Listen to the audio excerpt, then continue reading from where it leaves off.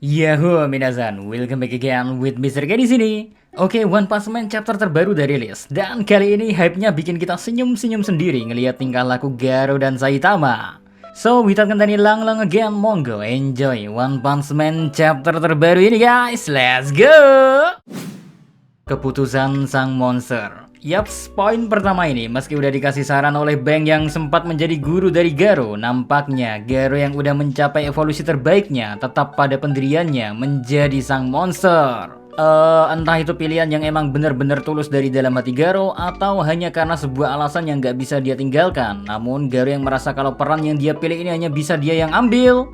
Makanya di momen itu Garo sendiri mencoba meyakinkan dirinya sendiri kalau gak ada yang perlu dia takutkan lagi. Soalnya dengan kekuatan dan tinju yang udah dia sempurnakan, Garo merasa kalau dia saat ini bisa menjadi kejahatan absolut. Yang mana dia akan menghajar seluruh umat manusia hingga ke dasar keputusasaan. Ya simpelnya itu adalah pilihan yang diambil oleh Garo sendiri.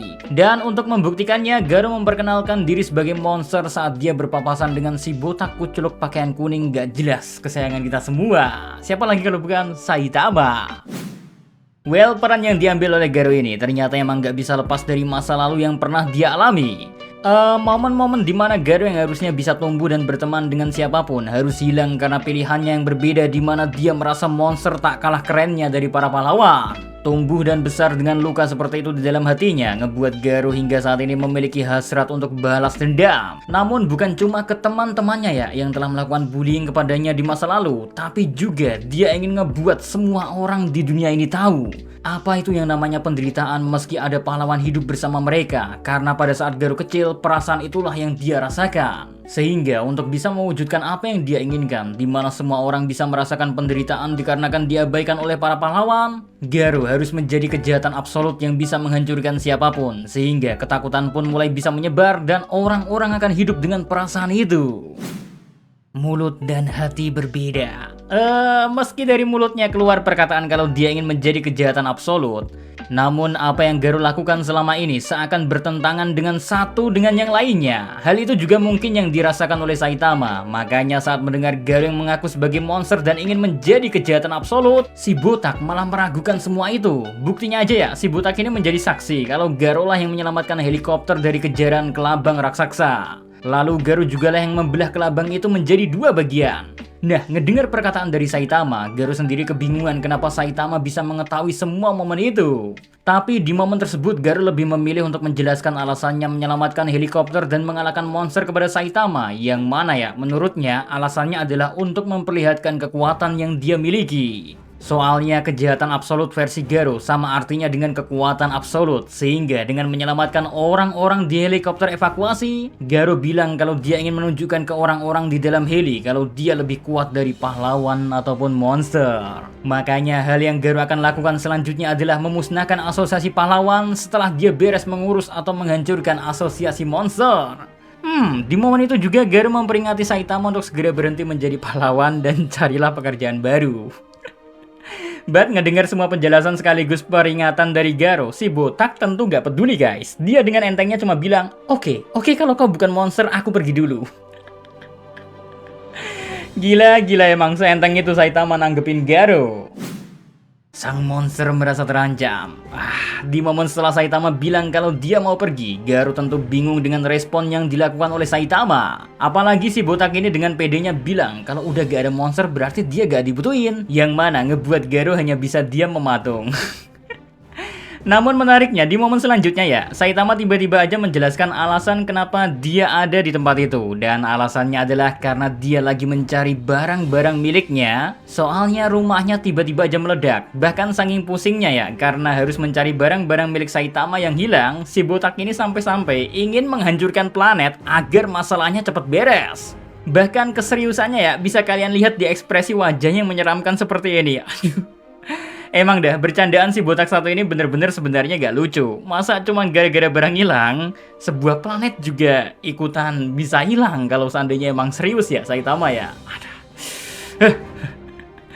Lanjut, alasan Saitama sekarang ada di hadapan Garo ternyata karena sebenarnya dia pengen ngelampiasin kekesalannya dengan menghajar Raja Monster. Tapi si botak tiba-tiba ngelihat Garo dan dia akhirnya mengamati Garo soalnya Garo terlihat keren dan kuat. Cuman setelah ngelihat Garo si botak yakin kalau Garo bukanlah monster, makanya dia memilih buat ninggalin Garo yang ada di sana sendirian. But menariknya, sebelum Saitama pergi, dia bilang ke Garo begini guys, kalau dia gak peduli Garo mau bermain-main jadi monster atau pahlawan ke atau apapun itu. Pokoknya yang penting jangan sampai berlebihan lah, itulah yang Saitama katakan kepada Garo. Ya, bukannya takut sama peringatan Garo ya, si botak malah nyangkanya Garo ini cuma lagi pura-pura atau main-main jadi seorang monster doang. Makanya dia langsung pergi ninggalin Garo. Di sisi lain, Garo yang sedari tadi diam ternyata kebingungan dengan tekanan yang keluar dari Saitama, khususnya saat dia mengatakan kalau dia seakan-akan ya ingin menghancurkan planet aja. Ya, Garo yang udah di mode yang bisa dibilang sempurna lah katanya, ternyata masih merasa terancam saat Saitama mengeluarkan aura seriusnya. Tapi seakan gak mau memusingkan hal tersebut, Garo yang merasa pernah bertemu dengan Saitama saat ini memilih untuk menghancurkan semangat yang dimiliki si botak. Deja vu. Dan di momen selanjutnya kita bisa ngelihat kalau Garo melompat dengan sangat cepat. Lalu tangannya sudah siap memukul Saitama, namun si botak yang memiliki refleks lebih cepat malah memukul Garo terlebih dahulu.